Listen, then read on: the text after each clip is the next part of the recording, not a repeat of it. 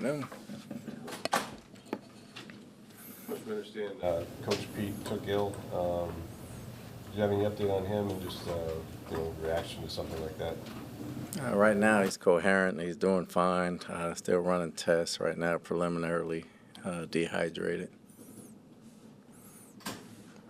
Scary thing to have happen in the middle of practice. It is. Very scary. What's your understanding of Bucky's situation? I know he had an MRI and he's in a boot apparently. So is he available all this week, you think?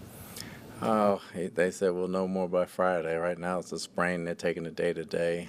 If he's not out of the boot by Friday, I will be more inclined to say he's probably not going to play.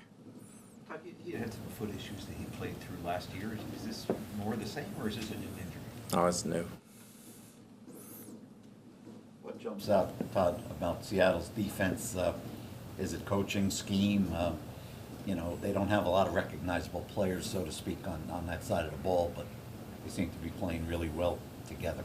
I don't think they're recognizable to some people here. They're recognizable to us. They got two great defensive tackles inside with Murphy and Leonard Williams, and they got DeMarcus Lawrence. They got the corner Weatherspoon from Illinois outside. They got a very good group. They play fast, they play physical, and they play violent. Another part of that challenge is you might be missing 3 or 4 starters on your offensive side of the ball. So to say that this is a challenging week, I think, would that be an understatement? It's challenging, but it's a good team whether we have the starters back or not. So we got to come up with a game plan, and we got guys that's got to step up and make some plays, and we got to make sure everybody's on the same page. With the guys that went into the tube and had MRIs on Tuesday, do you have clarity on any more of them? Not at this time, we don't. Todd, the defense has only forced 2 turnovers through 4 games. Would you categorize that as disappointing, or how do you look at that? It's not disappointing. The season's still young. They're playing good defense. The key is to play good defense. You want to get turnovers so you make shorter fields and make it easier for the offense. So we got to help out a little more in that category. Todd, you talked about when you evaluate the whole operation with punting and with the block and turns. In moving forward with the same pieces, just what are the main things you want to see differently to have this not be a problem moving forward? Attention to detail. I mean, that's really all it was.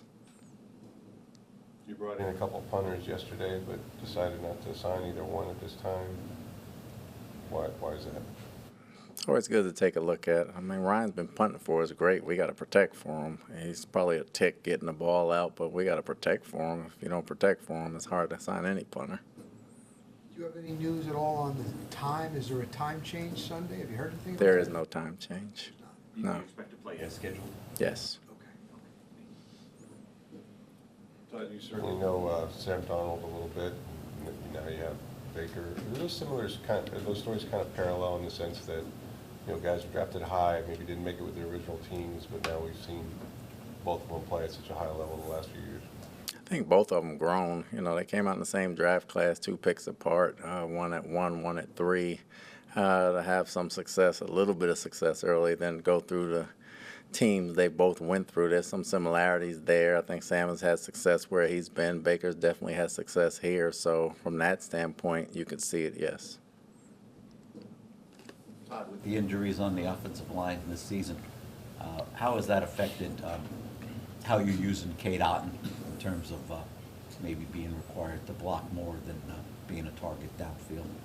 I think the injury to Cole Keith has really affected Cade the way we use him more than the offensive line. But in addition to that, it forces us to do some different things schematically and ask him to do certain things that he used to do probably 2 years ago that he's got to get accustomed to doing right now. But Cade's handling it well.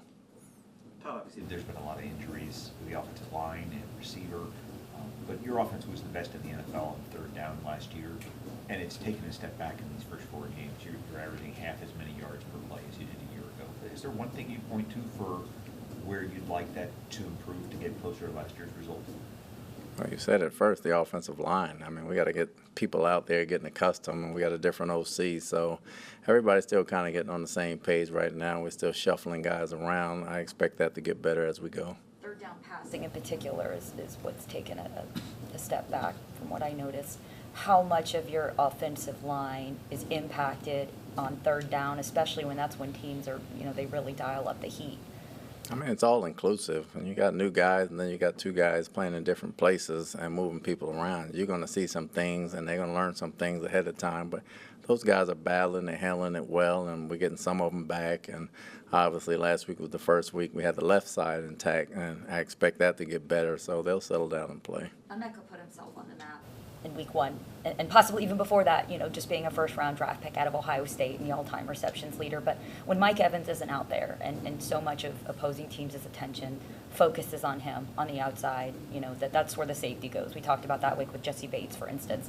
How did Emeka fare this past week in terms of now he's the guy that people are focusing their attention on more? Well, he's going to attract the attention. He attracted Quinyon Mitchell, who's a very good corner in his own right. So it was a good battle that way. But with Chris coming back and Shep making plays, and with Tez coming on, we expect those guys to step up and make more plays, too, to take some of the attention off of them. Coach, Wednesday is usually a fairly heavy day for practice. You guys went with a walkthrough indoors. Is that just a reflection of your injury situation right now, what you can and can't do?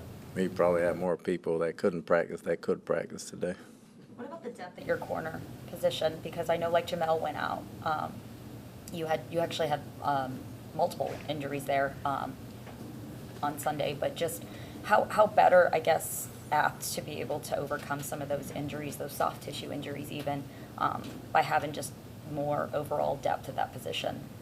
Well, with Dean and Morrison now, anytime you lose two corners, your depth is going to be tested. So, we got away with it in the ball game. We just want to see how the week goes with the other guys and see we got to move some people around. That's what we're going to have to do. Todd, in hiring 3 offensive coordinators in 3 years, you had a chance to look at a lot of the young, up-and-coming offensive minds in this league. Just want to ask you what you've liked about Clint Kubiak and what you see from that offense. He's very sharp and very organized. And he's one of the few coaches that can use every personnel grouping and do the same thing. And he can put you out on an island and put you in the bind. Very sharp mind, understands how to call a game. There's a lot of guys that can call plays. He understands how to call a game, and he knows how to use his pieces. And he's a very bright coach. You mentioned that your defense has been playing very well these first 4 weeks. Just what has impressed you most about them? I mean, they held Jalen Hurts to over in the second half of Sunday. Well, we just got to have attention to detail earlier, like on the first drive. We got to handle the first drive a lot better and play fast. Can't take that out of it, even though they've played well in the second half and done some things. We got to keep the score down, and we got to give the offense more turnovers. So from that standpoint, they can be better, but they're playing hard, and they're playing tough, and they're playing fast. Wolf's great out in his first return to action. I thought he graded out pretty good. Some rust in there, a little bit of rust, and he got the kinks out there, but he pass protected very well. What's going on with Izzy at this point? He's dealing with a leg injury, so we're just waiting for him to get healthy. Is there a difference on defense when you are defending those first several plays that are scripted versus later on in the game? None at all. Coach, Vic Fangio said he thinks the K-balls are juiced. I mean, you had a guy make a 65-yard field goal. We're seeing some field goals from distances that I know you've been in the league long enough that was unfathomable. As a defensive play caller, they're in range at the 50. It makes it hard. It makes it awfully hard when you get it at the 35 and you're kicking it from the minus 48, and you better get 3 TFLs in a row. If not, they're either going for it on 4th down or they're kicking 65, 70 yards now. They make it awfully hard. So, as defensive coaches, you have that problem in the league right now. I'm sure scoring is up. With the footballs, you buy into that, or? Not yet. I mean, the weather's nice and everybody's outside. They're coming out of college that way now. It used to be the 50-something yard kickers they're almost like original Terminators now, and they got the T2000s up, and they're kicking now 60s and 70-yarders. So it seems to be the wave. Coach, through the first 4 games, Tyke Smith has played really well at safety and just handling that move. From your perspective, how would you assess his play and just his ability to take that next step? He's a good football player. He's a heady football player. He's very instinctive. Wynn has helped him out a great deal. He's played safety before, so it's not new for him. He settled in nicely with his role. He understands everything. I keep saying all the time he's one of our most instinctive football players over there, and he does a heck of a job. And he plays tough, and he plays well. He's got hands that shed like a linebacker. He's played nickel. He understands route concepts at safety, so it was probably an easy move for him. Coach, what has stood out the most for you with Elijah Roberts stepping up now with multiple injuries in the defensive line? Just him understanding the run game. You know, when he first got here, he was a little hesitant technique-wise in a lot of things. He's really coming into his own and playing confidently now, and I really think he's on his way to having a heck of a season for us. What enables Parrish, a guy, you know, we're so used to seeing the tall, really tall corners and long guys, what enables him to play outside as well as he has done when you've asked him to do it? Is that something you may have to call upon him again, I guess? He's tall enough. He doesn't seem like he's tall in the program, but when you look at him, he's tall and he's strong. He has very quick feet. He understands the game, and he knows how to play it, whether he's inside or outside. So I think that really helps him. What'd you see on your breakdown of Mayfield's interception, Todd? Was just was a the bad receiver throw. open? Was the ball tipped? It was open early, but that was before he started moving. It was just an errant throw. Okay, thank you. Yeah. Let's skip